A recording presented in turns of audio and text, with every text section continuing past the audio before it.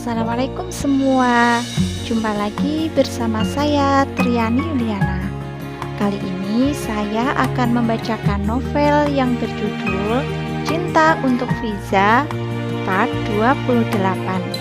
Jangan lupa tekan tombol like, komen, share, subscribe, dan nyalakan lonceng. Terima kasih.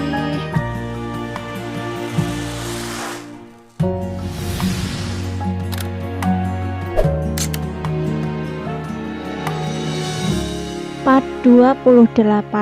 Perlakuan manis Dava. Aku duduk termenung di tepi ranjang sembari memperhatikan pantulan wajah di cermin. Guratan luka kemerahan bercampur bercak darah kering di pipi kanan terpampang nyata. Kelopak mata yang gelap akibat jejak kepedihan pun terlihat di sana. Cermin rias itu benar-benar memperlihatkan penampilanku yang berantakan. Netra teralih pada kedua telapak tangan yang terasa perih. Ada sebagian kulit mengelupas akibat menyangga tubuh tanpa adanya persiapan. Sesaat mengenang kejadian tadi, dada ini tiba-tiba terasa sesak. Mata mengambun panas, seakan kejadian di masa kecil terulang kembali. Waktu di panti, aku termasuk gadis yang usianya paling kecil, hingga menjadi sasaran dari sekelompok anak panti yang usil. Mungkin karena kurangnya perhatian orang tua, hingga mereka melampiaskan kekosongan hati dengan membuli. Setelah salah satu anggota geng anak jahil di panti berhasil menjegalku ketika bermain hingga tersungkur ke tanah, hampir semua orang yang berada di halaman panti menertawakanku. Naiklah. Di tengah kerumunan anak panti, tiba-tiba kakak panti yang meninggalkanku itu menghampiri dan menawarkan punggungnya untuk kunaiki. Seketika perbuatannya membungkam tertawa mereka. Kehidupan di panti ada senangnya, pun ada duka. Ada teman yang baik, juga ada yang suka membuli, hingga belum berhenti melontarkan kata-kata ejekan sebelum korban menangis. Mengenang kembali masa kecil membuat ulu hatiku nyeri. Sakitnya luka ini tak seberapa dibanding ketika kehilangan dan ditinggalkan kakak panti yang selalu melindungiku itu. Kemana sebenarnya kau pergi, Kak? Ku pejamkan netra untuk menepis kenangan menyakitkan waktu itu. Derit pintu yang dibuka membuatku terkesiap. Derap langkah seorang yang kuyakini milik Pak Dava tertangkap jelas di telinga, membuat sekujur tubuh ini kembali panas dingin seiring dengan dada yang kian bergemuruh. Seketika, kata-kata yang memalukan tadi terngiang-ngiang di kepala. Di saat lelaki yang beraroma wangi khas itu duduk di sisi, aku berpaling. Diri ini menundukkan kepala dalam-dalam sembari menggenggam jemari kuat-kuat. Hening.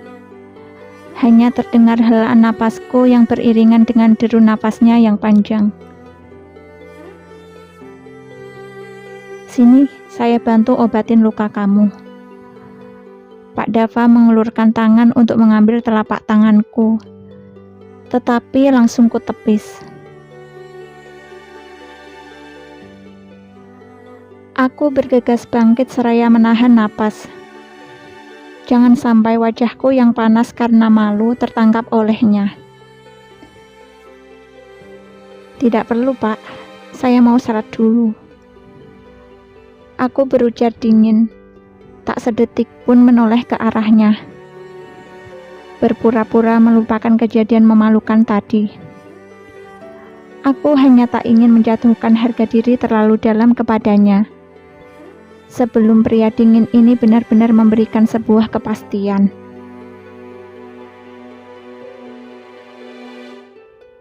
Embusan napasnya yang panjang tertangkap jelas di telinga, tetapi tak kuhiraukan. Aku mempertahankan kaki yang pegal ini terayun keluar kamar menuju musola di lantai bawah. Luka di wajah dan tangan ini terasa perih ketika terbasuh air wudhu. Namun tak seperih goresan luka di hatiku. Bertahan dalam suatu hubungan tanpa kejelasan membuat jiwa dan pikiranku lelah. Hati ini sudah dipenuhi oleh sayatan kata-kata yang menghunjam, sesak dan perih. Goresan luka di hati terasa semakin menganga, tetapi seolah-olah tiada kejelasan apa obat penawarnya. Kubentangkan sajadah penuh kepasrahan. Tak pernah lelah untuk memanjatkan doa-doa pengampunan dan pengharapan. Aku bermunajat kepada Ilahi Robbi untuk memberi petunjuk di setiap ujian darinya, juga meminta kepadanya hati yang keras supaya dilembutkan. Manusia diwajibkan berusaha sekuat tenaga. Mengenai hasilnya harus dipasrahkan kepada Allah Ta'ala. Selesai menunaikan salat Asyar, aku berjalan menuju taman belakang, mencari udara segar supaya menetralkan hati dan pikiran yang tak tenang. Semilir angin sore seakan menerbangkan kekalutan, menghapus jejak kepedihan, dan sedikit menenteramkan jiwa yang lara. Sembari duduk di gazebo, kutaburkan sedikit demi sedikit makanan pada ikan-ikan yang bergerak dan berenang ke sana kemari di dasar kolam.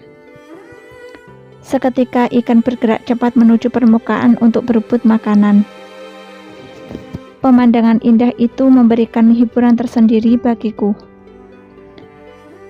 Setelah ikan kembali ke dasar kolam karena mungkin sudah kenyang, kupejamkan netra yang lelah, mengembuskan napas perlahan untuk mengurai kepedihan. Belum sampai terlelap, angin berembus menerbangkan aroma tubuh yang menenangkan. Aku mengerjap dan menoleh ke arah lelaki yang ternyata tengah duduk di sampingku. Sorot mata itu seakan mengunci ujung netra ini. Aku terpana olehnya.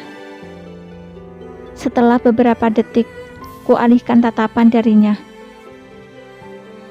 Lelaki yang bernama Dava itu kini mengulurkan tangan untuk meraih telapak tanganku, lalu membawanya ke pangkuan. Seketika perlakuannya itu membuat jantung ini berdetak kencang.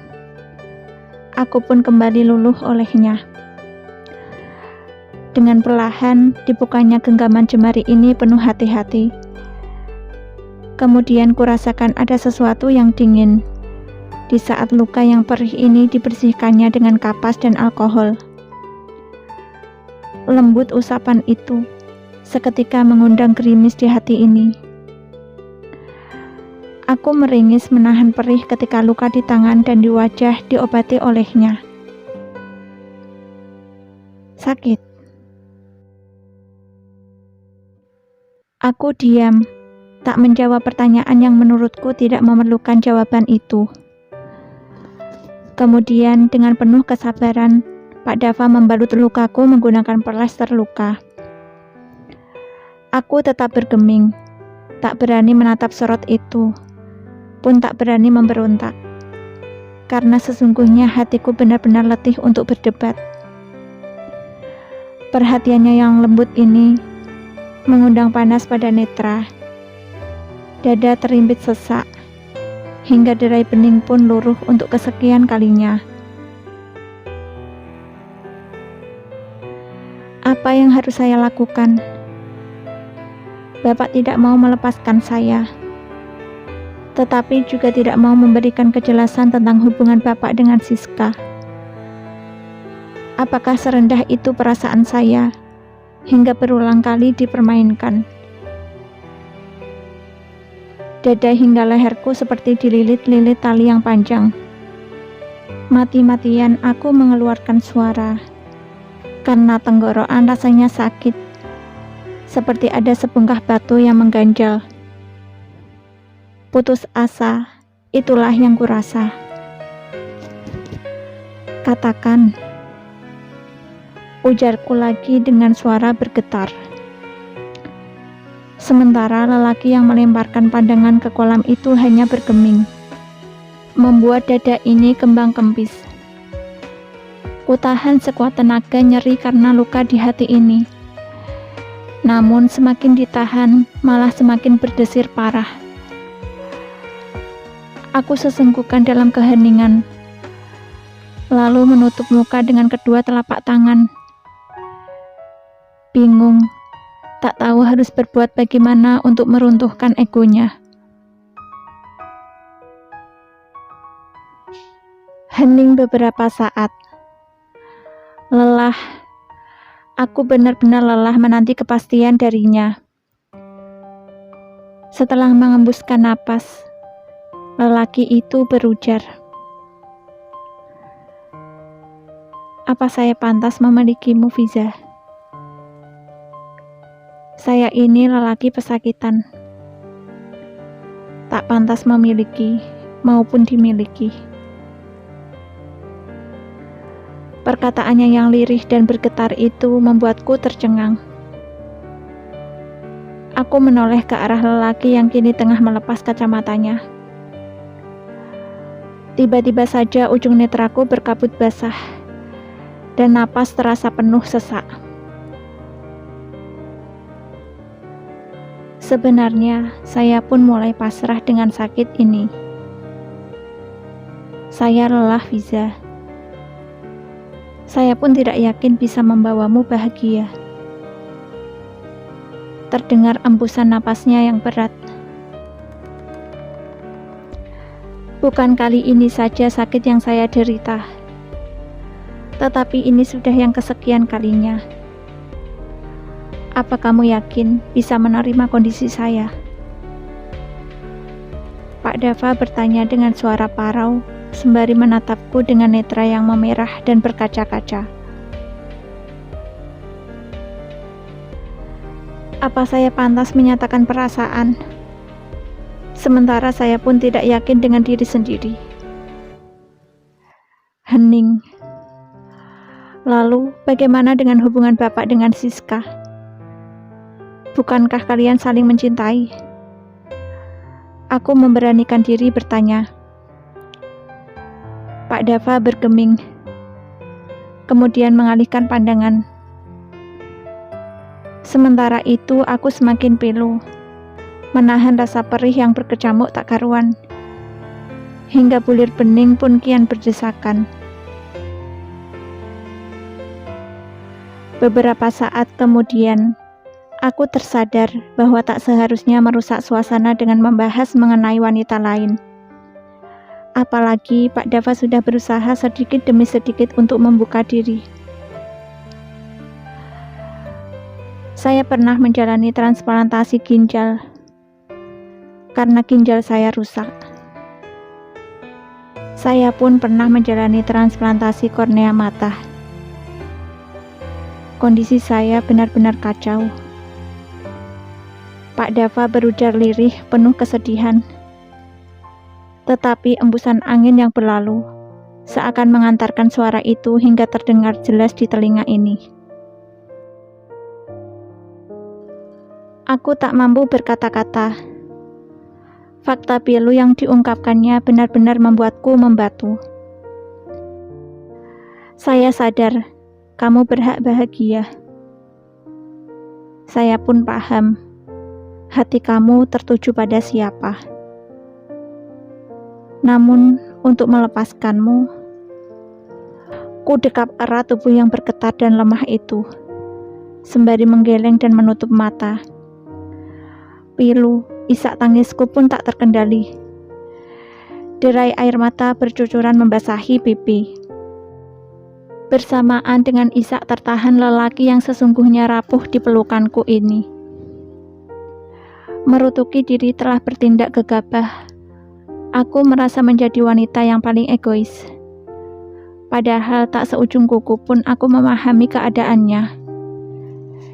Hingga beberapa saat kemudian, Setelah perasaan berkecamuk berubah tenang, ku lepaskan pelukan. Lalu ku tatap kedua netra Pak Dava untuk menyelami kesedihan di wajah tampan miliknya itu. Ku ulurkan tangan, mengusap lembut wajah Pak Dava untuk menyapu jejak-jejak pilu. Jika Pak Dava tak keberatan, berbagilah kepedihan itu kepada saya. Aku berkata lirih, tercekat, sakit. Begitulah yang kurasakan pada tenggorokan ini. Lalu digenggamnya telapak tanganku hati-hati. Sorot kesedihan itu mengunci ujung netraku. Perlahan telapak tangan yang terluka ini diarahkan ke bibirnya. Cukup lama, sehingga membuatku terkesiap dan kehabisan napas. Manis perlakuannya yang tiba-tiba itu membuat dada ini berdebar-debar. Kemudian aku menunduk, menarik tangan sembari menahan rasa yang berkecamuk. Maaf jika belum bisa membuatmu bahagia, Pak Dava berkata lirih hingga menggetarkan relung jiwaku. Maaf jika selalu membuatmu kecewa. Aku mendongak dan menggeleng, serta menatap netranya yang sendu. Maaf jika... Secepat kilat ku bungkam bibirnya menggunakan telapak tangan. Tak ingin mendengar segala perkataan maaf yang semakin membuat hati ini terkapar lemas. Namun ketika menyadari netranya yang menatap dalam-dalam bola mataku, aku menggigit bibir bawah, menarik tangan, dan mengalihkan tatapan. Aku merasa salah tingkah. Terima kasih saya ucapkan kepada teman-teman yang selalu setia menunggu kelanjutan cerita ini. Jangan lupa bagi yang baru bergabung, tekan dulu tombol like, terus tinggalkan komen, share, subscribe, dan nyalakan lonceng supaya mendapatkan pemberitahuan bab selanjutnya. Terima kasih. Assalamualaikum.